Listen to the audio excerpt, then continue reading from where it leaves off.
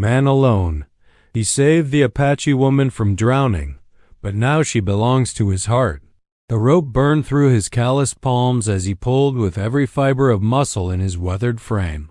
Below him, the churning waters of the Rio Grande threatened to claim what might be the most beautiful thing he had ever seen drowning before his eyes. What happened next would change everything he thought he knew about love, loyalty, and the price of salvation. 3 days earlier, Jake Morrison had been nothing more than another drifter with a worn saddle and a horse that had seen better years. The Arizona Territory stretched endlessly before him, a canvas of red rock mesas and sagebrush that promised either fortune or death to those brave enough to claim it. His weathered face, marked by 38 years of hard living and harder choices, showed no emotion as he guided his mare through the narrow canyon pass. The morning sun cast long shadows across the desert floor, painting the landscape in shades of amber and rust. Jake had been riding since before dawn, following a trail that would lead him to the mining town of Copper Ridge, where rumors spoke of work for men who knew how to handle both a pickaxe and a gun. His leather chaps creaked with each movement of his horse, and the metallic jingle of his spurs provided a steady rhythm to their journey. The heat was already building despite the early hour. Sweat gathered beneath the brim of his hat, and he could feel his shirt sticking to his back. This was the kind of heat that could kill a man if he was not careful, the kind that made mirages dance on the horizon and turned rational thoughts into desperate hallucinations. Jake had learned long ago to respect the desert, to carry more water than he thought he needed, and to never underestimate the power of the sun. As he rounded a bend in the trail, the sound of rushing water reached his ears. The Rio Grande curved through the canyon ahead, its waters swollen from the recent mountain snowmelt. The river ran fast and dangerous here, cutting through rock formations that had stood for millennia. Jake pulled his horse to a stop, studying the crossing point. The water was higher than he had expected, and the current looked treacherous. That was when he heard the scream. It was a sound that cut through the morning air like a knife, high and desperate, filled with terror. Jake spurred his horse toward the sound, his hand instinctively moving to the Colt .45 at his hip. As he crested a small rise, he could see the river below, and there, being swept downstream by the relentless current, was a woman. She was fighting for her life against the churning waters, her dark hair streaming behind her as she struggled to keep her head above the surface. Even from a distance, Jake could see that she was young, probably no more than 20, and that she was Apache. Her doeskin dress clung to her slender frame, and her movements, though desperate, showed the natural grace of her people. Without hesitation, Jake spurred his horse down the rocky slope toward the riverbank. He could see that the woman was tiring, her struggles becoming weaker with each passing second. The current was carrying her toward a series of jagged rocks that jutted from the water like the teeth of some ancient beast. If she hit those rocks, she would be killed instantly. Jake reached the riverbank just as the woman disappeared beneath the surface. For a heart-stopping moment, she was gone, swallowed by the muddy waters. Then her head broke the surface again, gasping and sputtering, her eyes wide with terror. She was less than 50 yards from the rocks now, and Jake knew he had only one chance to save her. He quickly uncoiled the rope from his saddle, his fingers working with practiced efficiency despite the urgency of the moment. The lariat was his lifeline in this harsh country, used for everything from catching cattle to securing his bedroll. Today, it might be the difference between life and death for this Apache woman. Jake mounted a boulder that extended into the river, the water rushing just feet below him. He could feel the spray on his face as he calculated the distance and the speed of the current. The woman was weakening fast, her movements becoming more erratic as exhaustion set in. He would have only one throw, one chance to reach her before the river claimed its prize. He began to swing the rope in a wide circle above his head, the familiar weight of it comforting in his hands. The woman was 30 yards away now, 25, 20. Jake could see the panic in her dark eyes as she realized how close she was to the rocks. With a fluid motion born of years of practice, he released the rope. The lariat flew through the air in a perfect arc, the loop opening just as it reached the struggling woman. It settled around her shoulders, and Jake immediately began to pull, his boots braced against the rocky surface of the boulder. The rope went taut, and he could feel the tremendous force of the current trying to tear her from his grasp. The woman had the presence of mind to grab the rope with both hands, and Jake began the desperate task of pulling her to safety. Every muscle in his back and arms screamed in protest as he fought against the river. The current was incredible, like trying to lift a full-grown steer while it fought against him. Sweat poured down his face, mixing with the river spray, and his lungs burned with the effort. Inch by inch, he pulled her closer to the bank. The woman helped as much as she could, using her feet to push against submerged rocks when possible. Jake could see that she was strong, probably a swimmer under normal circumstances, but the river was too much for anyone to handle alone. Finally, with a surge of strength he did not know he possessed, Jake pulled her close enough to the bank that she could grab onto a protruding root. Together, they managed to get her out of the water and onto the rocky shore, where she collapsed, coughing up river water and shaking with exhaustion and cold. Jake knelt beside her, his own chest heaving from the exertion. Up close, she was even more beautiful than he had realized. Her skin was the color of burnished copper, smooth and flawless except for a small scar on her left cheek that only added to her exotic beauty. Her hair was long and black as midnight, now plastered to her head and shoulders by the river water. When she opened her eyes to look at him, Jake felt something stir in his chest that he had not felt in years. "You are safe now," he said, his voice rough from the effort and the emotion he was trying to suppress. She studied his face for a long moment before responding in accented but clear English. "You saved my life, white man. I am in your debt." Her name was Ayanna, which meant eternal blossom in her native tongue, and she was indeed 20 years old, the daughter of a respected Apache medicine man. She had been gathering medicinal plants along the riverbank when the ground beneath her feet had given way, sending her tumbling into the treacherous waters. She was a strong swimmer, but the current had been too powerful, and she would certainly have drowned if not for Jake's intervention. As she told him her story, Jake found himself captivated not just by her beauty, but by the intelligence that shone in her dark eyes and the quiet dignity with which she carried herself. Despite having nearly died, she showed no self-pity, no weakness. There was a strength about her that impressed him deeply. Jake helped her wring out her hair and offered her his jacket to ward off the chill. The sun was climbing higher now, and the heat would soon drive away the cold, but for the moment she was shivering slightly. As she wrapped his jacket around her shoulders, Jake caught a scent of sage and wildflowers that seemed to be her natural perfume. "My village is not far from here," she said, pointing upstream. "My father will want to thank you for what you have done." Jake shook his head. "No thanks necessary. Any decent man would have done the same." But even as he said the words, he knew they were not entirely true. He had acted without thinking, driven by something deeper than mere decency. There had been something about seeing her in danger that had awakened a protective instinct he had thought long dead. Ayanna studied him with those penetrating dark eyes. "You are not like other white men I have met. There is sadness in you, but also honor. What brings you to our land?" Jake was surprised by her perceptiveness. Most people saw only the hard exterior he presented to the world. The weathered face and calloused hands of a man who had spent his life working with horses and cattle. Few bothered to look deeper, and fewer still had the insight to see the pain he carried.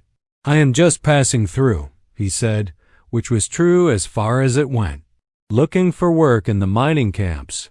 But as they sat there by the river, Jake found himself reluctant to continue his journey. There was something about this Apache woman that intrigued him. Something that made him want to know more about her world, her people, her thoughts on life and love and the harsh realities of survival in this unforgiving land.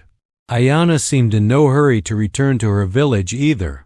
She sat gracefully on a flat rock, her legs tucked beneath her, and seemed content to talk with this strange white man who had appeared out of nowhere to save her life. She told him about her training as a healer, learning the ancient ways from her father, and about the challenges her people faced as more and more settlers moved into their traditional lands. "The world is changing," she said, her voice tinged with both sadness and acceptance. "The old ways are disappearing, and we must learn to adapt or perish. But some things should not change. Honor, loyalty, the bonds between people, these things are eternal." Jake found himself nodding in agreement. He had seen too much of the world to believe in many things, but he still believed in the importance of keeping one's word, of standing by those who mattered, of facing life with courage even when the odds were against you. As the morning wore on, they talked about many things. Ayanna spoke of her dreams of bridging the gap between her people and the white settlers, of finding ways for both cultures to coexist peacefully. Jake told her about his years as a cowboy, riding the cattle trails from Texas to Kansas, and about the loneliness that had become his constant companion. "You choose to be alone," she observed, "but you are not meant to be. There is too much warmth in your heart for solitude." Her words struck him like a physical blow. Jake had been alone for so long that he had convinced himself it was his natural state, that he preferred the simplicity of a life without emotional entanglements. But sitting here with this beautiful, intelligent woman, he began to question everything he thought he knew about himself. The sun was nearing its zenith when Ayanna finally stood to leave. Jake rose as well, suddenly reluctant to see her go. There was something unfinished between them, something that made his chest tight with an emotion he could not name. "Will I see you again?" he asked, the words coming out before he could stop them. Ayanna smiled, and it was like the sun breaking through storm clouds. "The spirits brought us together for a reason, Jake Morrison. I do not think this is the end of our story." She had somehow learned his name during their conversation, though he could not remember telling her. But then, she seemed to possess an intuition that went beyond mere observation. As she walked away, moving with the fluid grace that seemed natural to her people, Jake felt as though a part of his soul was walking away with her. For 3 days, Jake remained camped by the river. He told himself he was resting his horse, checking his gear, preparing for the journey to Copper Ridge. But the truth was that he was hoping to see Ayanna again, hoping that she might return to gather more plants or simply to talk. On the 3rd evening, as the sun was setting behind the canyon walls, painting the sky in brilliant shades of orange and red, she came. Jake saw her silhouette against the dying light and felt his heart leap in his chest. She approached his small campfire with the same quiet dignity he remembered, settling gracefully on a fallen log across from him. "I told my father about you," she said without preamble, "about how you saved my life, about the kind of man you are. He wishes to meet you." Jake felt a surge of nervousness that surprised him. He had faced down angry bulls and drunken cowboys without flinching, but the thought of meeting this woman's father filled him with anxiety. What could he, a rootless drifter, possibly offer to a respected Apache medicine man? "I am honored," he said carefully, "but I am not sure what I could say to him. We come from very different worlds." Ayanna leaned forward, the firelight dancing in her dark eyes. "My father sees beyond the surface of things. He knows that a man's worth is not measured by the color of his skin or the culture he was born into, but by the choices he makes when no one is watching." That night, they talked until the stars wheeled overhead in their eternal dance. Ayanna told him about her childhood, about learning to read the signs of nature from her grandmother, about the sacred ceremonies of her people and the deep spiritual connection they felt to the land. Jake found himself sharing stories he had never told anyone, about his own childhood on a hardscrabble farm in Missouri, about the parents he had lost to cholera, about the loneliness that had driven him west in search of something he could not name. As the fire burned low, Ayanna moved to sit beside him on the log where he rested. The night air was cool, and Jake could smell the sage and wildflowers that seemed to be her natural scent. When she placed her hand on his arm, he felt a jolt of electricity that had nothing to do with the dry desert air. "You carry great pain," she said softly, "but you also carry great love. You just have forgotten how to let it out." Jake turned to look at her, and in the dying firelight, her face seemed to glow with an inner radiance. Before he could think about what he was doing, he reached out and touched her cheek, his rough fingers tracing the line of her jaw. She did not pull away, instead leaning into his touch with a soft sigh. "Ayana," he whispered, her name like a prayer on his lips. "I know," she replied, and then she was kissing him, her lips soft and warm against his. The kiss was everything Jake had not known he was searching for. It was gentle and passionate, tender and fierce, filled with all the longing and loneliness they had both carried for too long. When they finally broke apart, Jake rested his forehead against hers, his breathing ragged. "This changes everything," he said. "Yes," she agreed. "It does." The next morning, Ayana led Jake to her village, a collection of traditional Apache dwellings nestled in a hidden valley several miles from the river. The approach was carefully concealed, accessible only through a narrow canyon that could easily be defended if necessary. Jake understood that very few white men had ever seen this place, and he felt the weight of the trust that was being placed in him. The village was larger than he had expected, with perhaps 200 people living in harmony with the natural landscape. The dwellings were constructed of brush and hides, designed to be moved quickly if necessary, but clearly intended for extended occupation.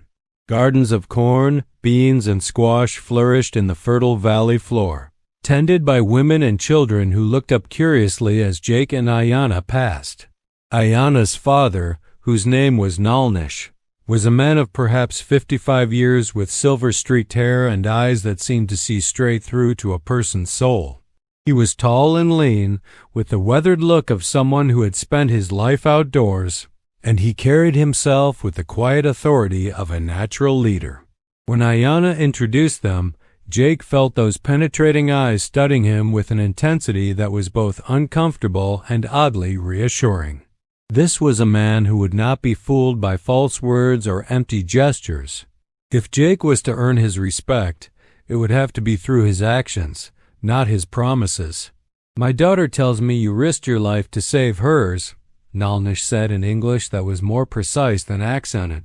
"This is no small thing. Among my people, such a debt creates bonds that cannot be easily broken." Jake felt the weight of those words.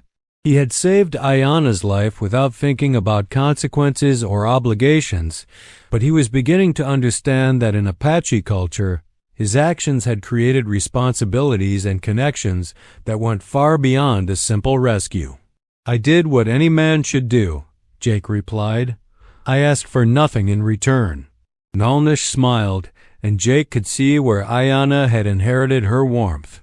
A man who asks for nothing often receives everything. "You will stay with us for a time. There are things you must learn if you are to understand what you have begun." Over the following weeks, Jake found himself drawn deeper into Apache culture and, more importantly, deeper into his feelings for Ayana. She taught him about medicinal plants, showing him how to identify herbs that could heal wounds, reduce fever, or ease pain. He learned about the Apache way of reading the land, understanding weather patterns, and moving silently through terrain that seemed impossibly rugged. In return, Jake shared his knowledge of horses and cattle, skills that were valuable to the Apache as they adapted to the changing world around them. He helped repair weapons and tools, his experience as a cowboy and drifter having taught him to be resourceful with limited materials. Most importantly, he began to understand the deep spiritual connection the Apache felt to the land and to each other. The attraction between Jake and Ayana grew stronger with each passing day. They would walk together in the evenings, talking about their dreams and fears, sharing stories of their different worlds. Jake found himself falling in love not just with her beauty, but with her intelligence, her compassion, and her unwavering strength in the face of an uncertain future. But their growing relationship was not without challenges. Some members of the tribe viewed Jake with suspicion, questioning whether a white man could truly be trusted, regardless of his actions. There were young Apache men who had hoped to court Ayanna themselves, and they watched Jake's presence with barely concealed resentment. More troubling were the reports that began filtering in from other tribes and trading posts. The territorial government was under pressure from settlers who wanted the Apache moved to reservations, and there were rumors of military action being planned. The peaceful existence of Ayanna's village was under threat, and Jake found himself caught between his growing love for these people and his knowledge of how these conflicts usually ended. One evening, as Jake and Ayanna sat by the stream that ran through the village, she broached the subject that had been weighing on both their minds. "My people face dark times ahead," she said, her voice heavy with concern. "The white soldiers will come eventually, and when they do, we will have to choose between fighting and surrendering our freedom." Jake took her hand in his, feeling the calluses that spoke of her hard work and practical nature. "What does your father think?" "He believes we should try to find a peaceful solution, but he also knows that peace often requires sacrifice. Some of our young men want to fight, to die as warriors rather than live as prisoners. Others think we should flee deeper into the mountains, try to avoid the conflict altogether. And what do you think?" Ayanna was quiet for a long moment, watching the water flow past their feet. "I think the world is changing whether we want it to or not. The question is whether we change with it or are destroyed by it." The crisis came sooner than anyone expected. A messenger arrived at dawn, his horse lathered with sweat, bringing word that a cavalry patrol was less than a day's ride from the village. They were following reports of Apache raiders who had supposedly attacked a wagon train, and they were not in a mood for negotiation. The village erupted into controlled chaos as families began preparing for either flight or fight. Nalnish called a council of the tribal leaders, and Jake was surprised when Ayanna asked him to attend. "You know the white world better than any of us," she said. "Your counsel could be valuable." The council met in the largest dwelling, with perhaps 20 men and women gathered in a circle. Jake had never felt more out of place, but he also understood the honor being accorded him. These were people making decisions that could mean life or death for their entire community, and they were willing to listen to his perspective. The debate was intense but respectful. Some argued for immediate flight into the mountains, where they could hide until the soldiers gave up the search. Others wanted to send negotiators to meet the cavalry, hoping to convince them that this village had nothing to do with any raids. A few of the younger men advocated for an ambush, using their knowledge of the terrain to inflict maximum damage on the soldiers. When Jake was asked for his opinion, he chose his words carefully. "I have seen many conflicts between soldiers and Indians," he said. "In my experience, the soldiers are usually looking for someone to blame, someone to punish. If you run, they will assume you are guilty. If you fight, you may win the first battle, but more soldiers will come. Your best chance is to meet them openly, to show that you have nothing to hide." "And if they do not believe us?" asked one of the elders. Jake met the man's eyes steadily. "Then you will face the same fate whether you run or fight. But at least this way, you face it with honor." Nalnish nodded slowly. "The white man speaks wisdom. We have lived in peace, and we have nothing to be ashamed of. We will meet these soldiers as free people, with our heads held high." The decision was made to send a delegation to meet the cavalry before they reached the village. Jake volunteered to go along, hoping that his presence might help diffuse any potential violence. Ayanna insisted on coming as well, arguing that her skills as a translator and her knowledge of white customs could be valuable. As the small party prepared to leave, Jake felt a cold knot of fear in his stomach. Not fear for himself, but for Ayanna and her people. He had seen too many situations like this go wrong, had witnessed the tragic consequences when misunderstanding and prejudice overcame reason and justice.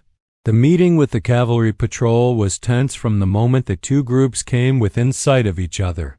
Lieutenant Crawford, a young officer fresh from West Point, had the look of a man under pressure to produce results. His 30 soldiers were nervous and trigger-happy, clearly expecting trouble from the Apache delegation. When Crawford demanded to know about the supposed wagon train attack, Jake stepped forward to vouch for the village's innocence. But the lieutenant was suspicious of finding a white man among the Apache, and his questions became increasingly hostile and insulting. The situation reached a breaking point when Crawford called Ayanna a derogatory name that made Jake's blood boil. The two men faced each other across a gulf of mutual hostility, hands hovering near their weapons, while the fate of an entire village hung in the balance. It was Ayanna who broke the deadlock, using her education and knowledge of white law to challenge Crawford's authority. Her calm recitation of constitutional protections and legal procedures caught the young lieutenant off guard, forcing him to back down from his more extreme demands. But as the cavalry patrol rode away with promises to return if there was any more trouble, Jake knew that they had only bought time. The conflict between the expanding white settlement and the Apache way of life was inevitable, and when it came, there would be no safe middle ground. That night, as Jake and Ayanna lay together under the desert stars, they both understood that their time was running out. The love they had found was precious beyond measure, but it existed in a world that seemed determined to tear them apart. "Whatever happens," Ayanna whispered against his chest, "I want you to know that you have given me something I never expected to find. You have shown me that love can bridge any divide, overcome any obstacle." Jake held her close, breathing in the scent of sage and wildflowers that he would carry in his memory forever. "You saved me before I even knew I needed saving," he replied. "You taught me that a man's heart can be reborn, no matter how many times it has been broken." As dawn approached, they made their decision.